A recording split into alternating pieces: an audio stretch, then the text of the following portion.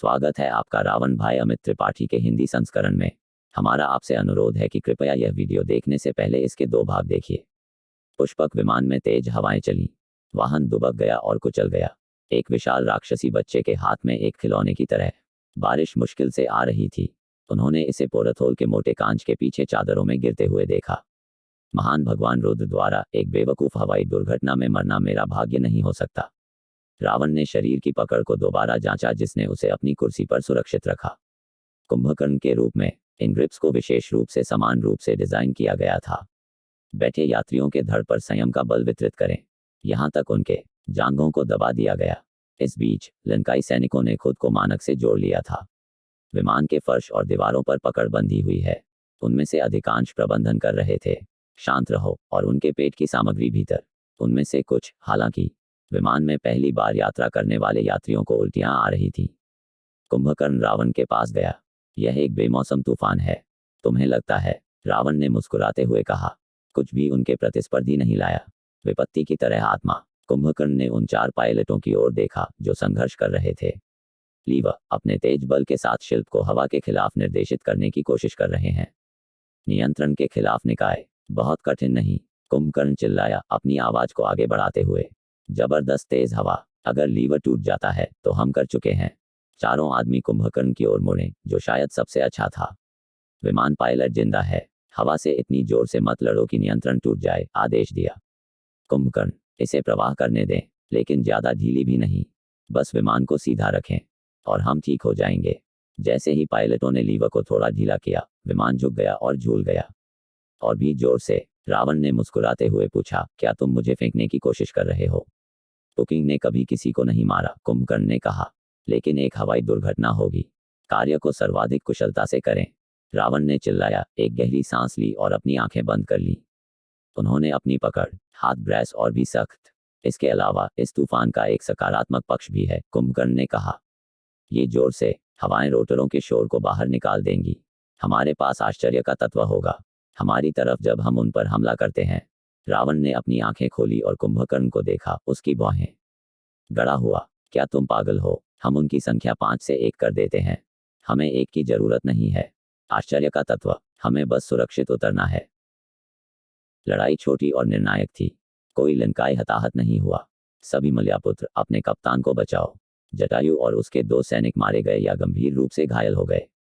लेकिन राम, लक्ष्मण और सीता गायब थे, जबकि कुंभकर्ण तीनों को खोजने के प्रयासों को व्यवस्थित करने के लिए तैयार था। रावण एक मलयपुत्र सैनिक को घूरकर खड़ा हो गया, जो उसकी पीठ के बल लेट गया था। जमीन। वह आदमी अभी भी जीवित था, लेकिन मुश्किल से। अपनी मृत्यु की ओर तेजी से बढ़ रहा है। हर कर्कश सांस के साथ उसके शरीर के चारों ओर गाढ़ा खून जमा हो रहा था, गीली मिट्टी में भीग रहा था, और हरी घास का रंग फीका करना। उसकी जांघों की विशाल मांसपेशियों को काट दिया गया था, के माध्यम से लगभग हड्डी तक। बहुतों से धारों में खून बह निकला। टूटी हुई धमनियां। रावण देखता रहा। हमेशा की तरह वह एक धीमी मौत का नजारा देखकर मोहित हो गया। वह कुंभकर्ण को सुन सकता था। जटायु देशद्रोही है।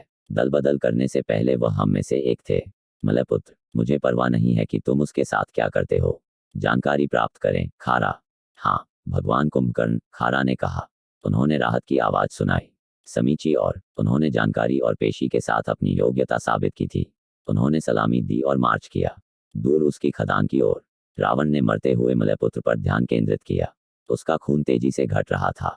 तो ऐसा लग रहा था कि जो उसके ऊपर एक छोटा सा चीरा लग रहा था, उसमें से बाहर निकल रहा था पेट। लेकिन रावण देख सकता था कि घाव गहरा है। गुर्दे, यकृत, पेट, सब कट गया था। आदमी का शरीर कांप रहा था और कांप रहा था। जैसे ही उसमें से खून निकल गया, कुंभकर्ण के शब्दों ने उनकी चेतना को फिर से छेद दिया। मुझे 7 टीमें चाहिए, प्रत्येक टीम में 2 पुरुष। छितराया हुआ, वे बहुत दूर नहीं जा सकते थे। यदि आप राजकुमारों या राजकुमारी को ढूंढते हैं तो संलग्न न हो। तुम में से एक वापस आना चाहिए और हमें सूचित करना चाहिए, जबकि दूसरा उन्हें ट्रैक करना जारी रखता है। रावण का ध्यान अभी भी मलयपुत्र पर था। उसकी बाईं आंख थी।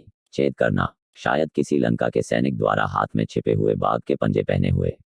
आंशिक रूप से कटे हुए नेत्रगोलक को आई सॉकेट से बाहर लटका दिया जाता है, जिसे द्वारा मजबूती से पकड़ा जाता है। आंखों की नस खूनी, फीकी पड़ चुकी सफेद गेंद से कमजोर रूप से खून टपक रहा था। मलयपुत्र का मुंह खुला हुआ था। उसकी छाती कांप रही थी। निगलने की कोशिश कर रहा है। उसके शरीर के माध्यम से हवा और पंप ऑक्सीजन जिंदा रहने की पूरी कोशिश कर रहा है। आत्मा परम अंत तक शरीर पर लटके रहने की जिद क्यों करती है? मिनट, यहाँ तक जब मृत्यु स्पष्ट रूप से बेहतर विकल्प है। दादा, कुंभकर्ण की आवाज ने उनकी श्रद्धा तोड़ दी। रावण ने हाथ उठाया। मौन और उसके भाई ने आज्ञा मानी। मलयपुत्र के जीवन के रूप में देखा रावण धीरे धीरे दूर हो गया। उसकी सांसें और तेज होती गईं। वह जितना कठिन सांस ली, जितनी तेजी से उसके अनगिनत घावों से खून बहने लगा। जाने दो। अंत में एक गहरी ऐंठन हुई। आखिरी उथली सांस बाहर निकल गई। मरने वाले के मुंह से एक पल के लिए सब ठहर सा गया था। वह अपनी आंखें चौड़ी करके लेटा था, खुला, मानो दहशत में। दोनों मुट्ठियां कसकर बंद हो गईं। पैर की उंगलियां एक विषम कोण पर मुड़ी हुई हैं। शरीर कठोर। और फिर धीरे धीरे वह लंगड़ा हो गया। रावण के सामने लाश से दूर होने से पहले कुछ क्षण बीत गए। उसके, आप कह रहे थे? उन्होंने कुंभकर्ण से पूछा। कुंभकर्ण ने कहा, वे बहुत दूर नहीं जा सकते थे। खारा मिल जाएगा। जटायु की सूचना जल्द, हम विष्णु को खोज लेंगे। हम उसे जीवित कर देंगे। राम और लक्ष्मण के बारे में क्या? हम पूरी कोशिश करेंगे कि उन्हें चोट न पहुंचे। और उन्हें लगता है कि यह है शूर्पणखा के साथ जो किया गया उसका बदला। क्या आप वापस जाना चाहते हैं? विमान और रुको। रावण ने सिर हिलाया। नहीं,